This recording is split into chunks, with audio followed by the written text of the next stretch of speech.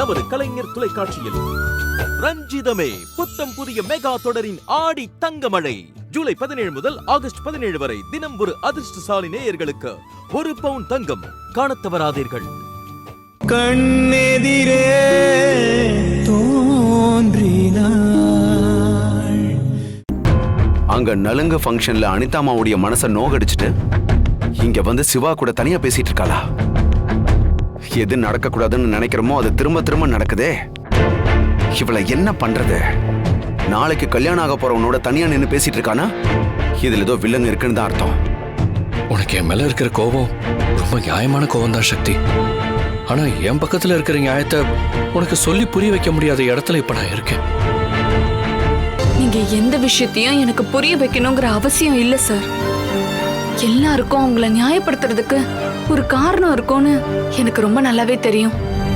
எதையும் முழுசா நம்புறது கடைசியில வேதனையை தான் கொடுக்கும்னு சொல்லுவாங்க. அது எனக்கு சரியாதான் இருக்கு. ஐயோ சக்தி, இப்படி மனசு உடைஞ்சு பேசுறது என்னால தாங்கிக்கவே முடியல. நானும் வெளியே சொல்ல முடியாத பிரச்சனையோட தவிச்சிட்டு இருக்கேன் சக்தி. உங்க பிரச்சனை என்னன்னு எனக்கு தெரியும் சார்.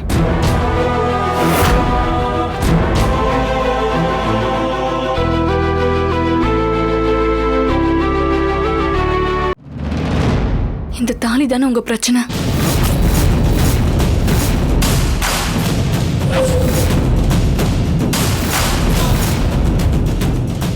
அடி பாவி,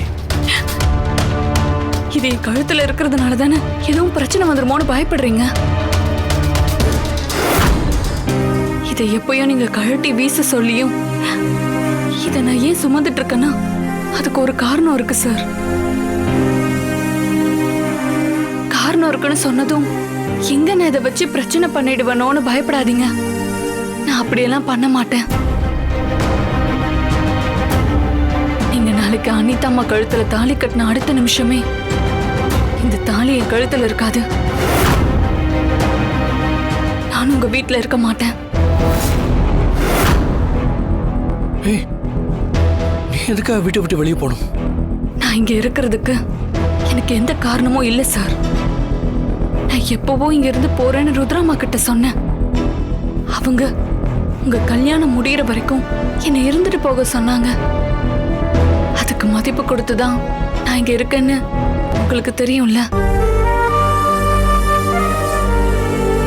நான் வீட்டை விட்டு போறதுக்கு ருத்ராமா அப்பவே சரின்னு சொல்லியிருந்தாங்கன்னா நானும் அப்பவே போயிருப்பேன். நீங்களும் நிம்மதியா இருந்திருப்பீங்க. உங்க மனசை உறுத்துற மாதிரி நான் உங்க பக்கத்திலேயே இருக்கிற மாதிரி சூழ்நிலை அமைஞ்சதுக்காக நான் உங்ககிட்ட மன்னிப்பு கேட்டுக்கிறேன்.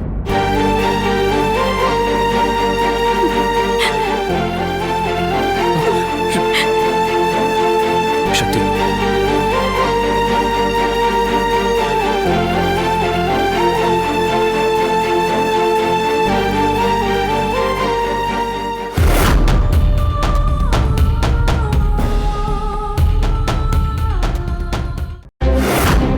என்ன சொல்றீங்க? சக்தி கழுத்துல தாலி இருந்துச்சா? ஆமாண்டா, அந்த சக்தி அவ கழுத்துல இருந்த தாலியை காட்டி சிவா கிட்ட ஏதோ பேசிட்டு இருந்தான். இவனும் தத்தளிச்சு பதில் சொல்லிக்கிட்டு இருந்தான். எது நடக்க கூடாதுன்னு நினைச்சோ அது நடந்துருச்சு. அப்ப பேப்பர்ல வந்த நியூஸ், அந்த இன்ஸ்பெக்டர் சொன்னது எல்லாமே உண்மைதான்டா. நான் இதெல்லாம் உண்மையான அவகிட்ட அடி அடின்னு அடிச்சு கேட்டேன். இல்லவே இல்லைன்னு போய் சொல்லிட்டா. அமுக்கணி மாதிரி இருந்துகிட்டு என்ன வேலை பார்த்திருக்காவ. சக்தி உங்க பொண்ணு தானே? உங்களுக்கு இருக்கிற கிரிமினல் தானா கொஞ்சமாச்சும் அவளுக்கு இருக்கும்ல? அவ என்னை விட பெரிய கிரிமினலா இருக்காடா. நான் எப்படி கடைசி நேரத்துல ட்விஸ்ட் பண்ணி திவ்யா கல்யாணத்தை நிறுத்தி அருணுக்கும் திவ்யாவுக்கும் கல்யாணம் பண்ணி வச்சனோ அதே ட்விஸ்ட தான் இவ்வளவு பண்ணிருக்கா. இந்த விஷயத்துல சிவாவும் கிரிமினல் தான். ருத்ராமா கிட்ட அனிதாமாவை கல்யாணம் பண்ணிக்கிறேன்னு சொல்லிட்டு இங்க வந்து சக்தி கழுத்துல தாலியை கட்டி ரகசியமா அவங்க 2 பேரும் புருஷன் முன்னாடியே குடும்பம் நடத்திருக்காங்க. இவ்வளவு நாளா இதை நம்ம கண்டுபிடிக்காம இருந்திருக்கோம். என் தலையில நல்லா முளக அரைச்சிட்டாங்கடா. என்ன இந்த விஷயத்தை நீங்க ருத்ராமாட்ட சொன்னா என்ன? டேய், ருத்ராமாட்ட போய் என்னடா சொல்றது? சிவாவும் சக்தியும் திருட்டுத்தனமா கல்யாணம் பண்ணிக்கிட்டு குடும்பம் நடத்திட்டு இருக்காங்க, அவங்கள சேர்த்து வைங்கன்னு சொல்றதா? இத கேட்டா அவங்களால தாங்கவே முடியாதுடா. ஐடியா கொடுக்கறத பாரு. அப்படின்னா இப்ப என்னென்ன பண்றது? நிச்சயம் பண்ணபடி அனிதா கழுத்துல சிவா தாலியை கட்டணும். சக்தி கழுத்துல இருக்கிற தாலியை அறுத்து எரியணும்டா. அதுக்கு ஒரு வழியை கண்டுபிடிக்கணும். நைட்டே மண்டபத்தை விட்டு சக்தியும் சிவாவும் ஓடிடுவாங்களோன்னு பயமா இருக்குடா. அதை நினைச்சால எனக்கு பிபி ரைஸ் ஆகுது. அண்ணே, இதுக்கு என்கிட்ட ஒரு நல்ல ஐடியா இருக்கு, சொல்லட்டுங்களா? சொல்லு. சக்தி மண்டபத்துல இருந்தா தானே சிவாவால கூட்டிட்டு ஓட முடியும். அவங்களையே காலி பண்ணிட்டா மாப்பிள்ளை யார் கூட ஓடுவாரு? சக்தி அங்கங்கன்னு தேடி பார்த்துட்டு அவங்க இல்லைன்னதும் வேற வழி இல்லாம அனிதாவை தானே கல்யாணம் பண்ணி ஆகணும். நான் சொல்றது சரிதானே? சூப்பரா சங்கர, நீ சொன்ன மாதிரி பண்ணிட்டேனா அனிதா கழுத்துல சிவா தாலி கட்டி தானே ஆகணும். அதனால உடனடியா பிளான் பண்ணி சக்தியை தூக்கிடுறா. அதை நாம பண்ண தேவையில்லண்ணே. அதுக்குன்னு ஒரு ஆள் இருக்கான். அவங்கிட்ட சொன்னா போதும், காரியத்தை கச்சிதமா முடிச்சிருவான். யாரா அது? அசால்ட் ஆறுமுகம்னே. அவங்கிட்ட போட்டோ கொடுத்து விஷயத்த சொன்னா மட்டும் போதும், யாருக்கும் தெரியாம அசால்ட்டா தூக்கிட்டு போய் காரியத்தை முடிச்சிருவான். அப்ப உடனே போன் பண்ணி அவனை வர சொல்லு. சரிண்ணே.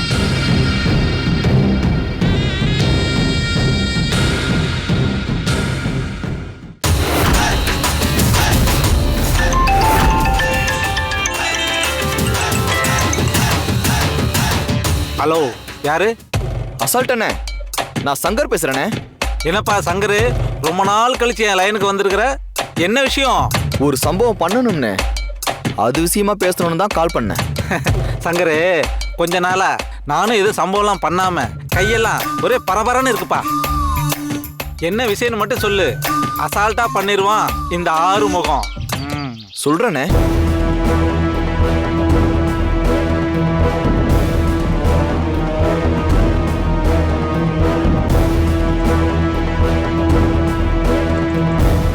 இதான விஷயம். அப்ப மேட்ரு இதெல்லாம் அசால்ட்டா செஞ்சிடலாம்டா.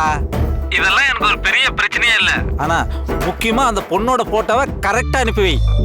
வீட்டில் எனக்கு ஒரு முக்கியமான சின்ன வேலை இருக்கு, அதை நான் முடிச்சுட்டு உடனே வரேன். சரிண்ணே. பாஸ் பாஸ், அந்த முக்கியமான வேலை என்ன பாஸ்? என்ன சொன்னா? இப்போ உடனே கிளம்பி வரேன்னு சொல்லியிருக்காருண்ணே. உங்க பொண்ணு போட்டோவை அனுப்ப சொன்னாரு. நீங்க எனக்கு அனுப்புங்க, நான் அவருக்கு அனுப்பிடுறேன்.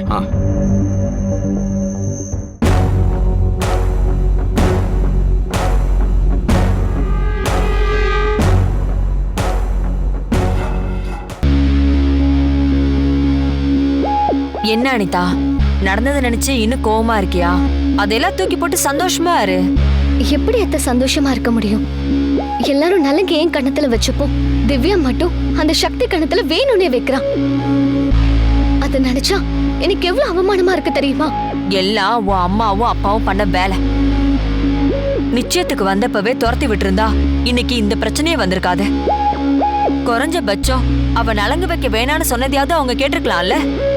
ஆனா உன் அப்பா தான் பிடிவாதமா அவ வச்சே ஆகணும்னு சொல்றாரு. ருத்ராவும் வேற வழி இல்லாம சரின்னு சொல்லிட்டா. அதனால வந்த வேலைதா இதெல்லாம்.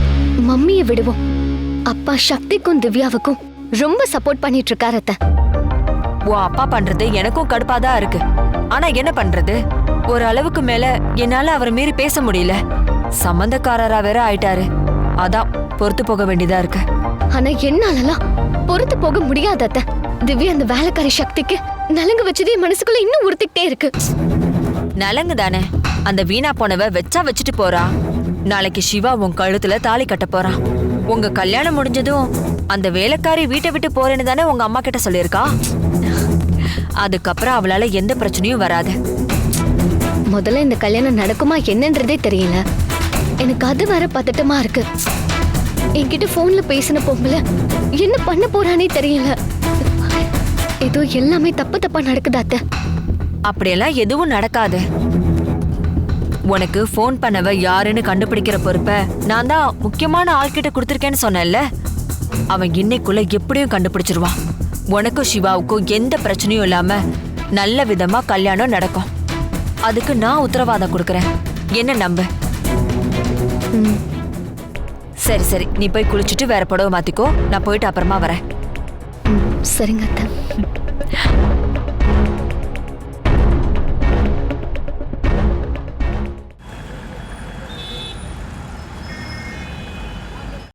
என்னடா நீ சொன்ன அசால்ட் ஆறுமுகத்தை காணோம்? அண்ணே, சொல்லிட்டாருன்னா அவர் கண்டிப்பா வந்துருவாருண்ணே. சரி சரி.